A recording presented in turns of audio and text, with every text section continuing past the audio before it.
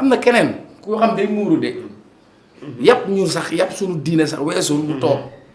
yore ay xaw ma ñàmbeem la yore ay concombre xaw ma di jaay ay garab di wax yenn xeetu wax yi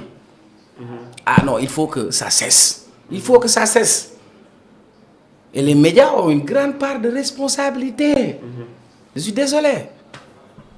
c'est la promotion de la médiocrité c'est le culte de la médiocrité nous assistons même à la crétinisation des masses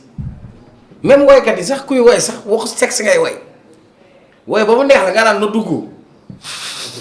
loolu la ñuy woy c'est ce qu'on apprend nous à nos enfants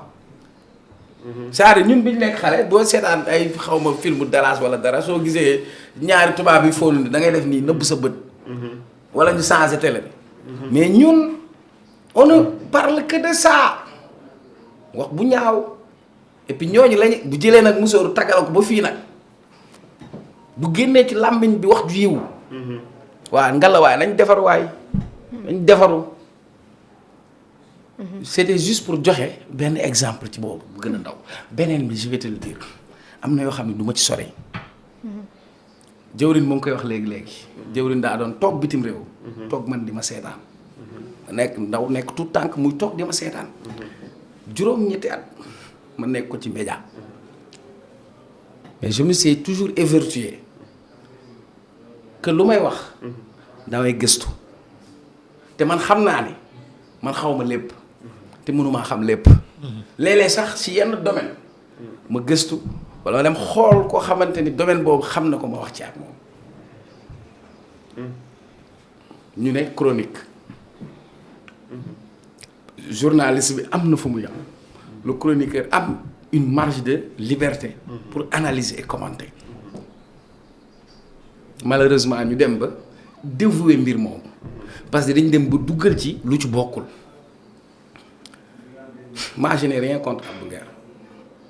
barke alxuraan karim billaahi wallahi wa taala man soo ubbee sama xol bi moo gën a weex lu ñu oddi sewel tu sais que toog na télé mu ne Cheikh Omar day màndi vous imaginez dama am yaay dama am soxna dama may raq dama may nit dama may soppe fii laa koy waxaate barki alxuraan karim billaahi lazi toq sàngara mosul dugg sama gémmiñ pourtant bi ñu ko waxee jël naa vidéo bi bind naa plainte ba pare war a dem cybercriminalité ma ne jaru ko on ne débat pas sur des idées on ne débat pas sur des programmes on ne parle pas d'économie on ne parle pas de l'employabilité des jeunes on ne parle pas de la formation des jeunes on ne parle pas de l'industrie culturelle on ne parle pas des enjeux du développement durable on ne parle pas du changement climatique on ne parle pas de la transition énergétique on ne parle pas des enjeux du numérique on parle plus de personnes que de projets et que d'idées ce n'est plus le champ politique ou le champ médiatique xam-xam kenn nattatu ko waaw bu nit toogee ne la man sama jàng weesuwul tëpp na mër a vëlal a dëbb bu nit toogee ne la sama jàng weesuwul kalaasu tëpp na mër a vëlal a dëbb totoo tàpp paate tàpp totoo syllabaire nga ne yow sa jàng fa la yam ñu mën la teg jox la micro pour nga wax yow ci administration keroog bi ma naan la Mansour Faye waruñu ko arrêté aéroport la laal c'est du droit administratif laa doon wax hein suñ la waxoon léegi soble bi état bi arrêté na importation soble bi ñu ne la analyser mesure boobu commerce international la. soo jàngul cours commerce international mënoo koo xam. mënoo xam lan mooy barrière douanière. wala. enjeu bi fa la toll. moment bi nga xamante ni ñu ngi ne Sénégal FMI moo koy lebal di ñu ndacc Sénégal def levée de fonds emprunt obligataire. laaj 150 milliards. jot 450 milliards. lan lañ ci waroon tirer mooy que nous on peut se passer de FMI mën nañ am beneen alternative crédible de financement. c'est là où on devait porter le débat mais le débat ne porte que su ku mën a wax bu rëy ci ku mën a xas ay gor ci ku mën a saagawaate ci ku mën a wax bu ñaaw. c'est dommage vraiment. léegi nag c'est ban résultat la j'aime pas di ci wax parce que dafay mel ni j'ai quelque chose contre la personne X ou Y parce que moi je n'ai rien à cirer de ça mais par contre c'est une question de responsabilité. La responsabilité celui qui tient à sa liberté doit aussi assumer ses responsabilités parce que liberté dafa ànd ak responsabilité gis nga yàlla suñu borom. loolu laay wax gars yi daf ñu jox toute la liberté. jox na la liberté sax bu la neexee bul julli bul woor mais daf laa jox responsabilité. yaa ngi koy wax. demal surat ar-Rahman ci alxuraan yàlla li mu sàkk yëpp kenn rek la ci jox mu mun a wax sekku du wax de ndey mimétisme la tudd kaddu sa kaddu mën a defar sa kaddu mën a yàq waay sama papa Ndiaga Mbaye la mu doon way yaa war a wax yaa ñu saf bum la tax a wax loo xamul waaye léegi def loo xam wax loo xam boo tëddee nelaw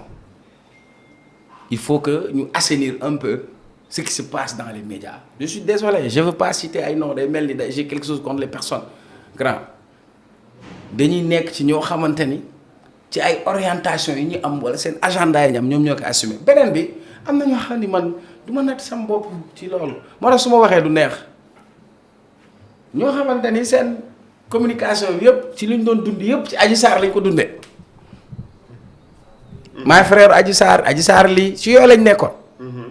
tu parles d'aide à la presse. yan média ñoo fi doon jot aide à la presse Mati Trois Pommes fu lu ban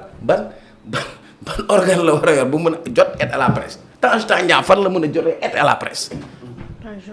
non exemple. ndaw si ngay bañ ma tudd ko juutal faal comment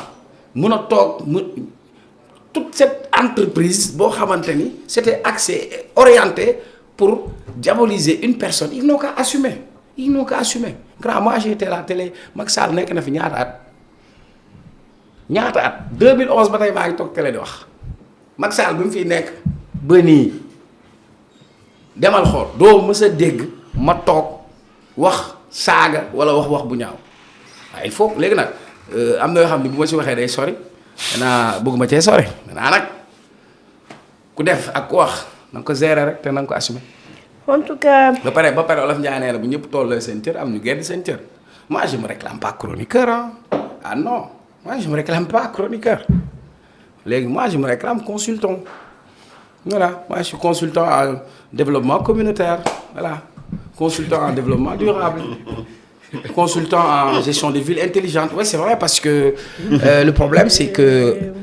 on comprend pas et puis on mélange les torchons et les serviettes. C'est vrai hein. Voilà journaliste. Parce que non mais parce que c'est vrai. Voilà. bu ñu nee Daouda Mine si je te cite le nom de Daouda Mine taf sa xel ci lu muy njëkk a dem dañ naa la chroniqueur. judiciaire parce que ci domaine boobu lay wax. chroniqueur dafay am benn domaine boo xamante ni yow maîtriser nga ko. def nga ci ay preuves. ñu laaj la nga indi ci ay tontu mun na nekk sax un avis d'expert le commentaire est libre tu dois avoir cette capacité d'analyse je n'ai rien contre ku ñàkk a jàng moi j'adore jàng moom nëbbuma ko mais dafa am yoo xamante ni il faut nga am ay skills les anglais naan soft skills you know nga am sax yenn prédisposition am benn culture générale am benn background am une capacité d'analyse boo xam ne dafay nekk une plus-value mais yow saa yoo waxee nit ñi taf seen gémmiñ. moi je suis un gnostique. oui yow ay animateur bu doon toog télé naan randal rimbi baa ngi nii kooku lañ jël pour bu toog analyser waaw mais nag dëgg bi nag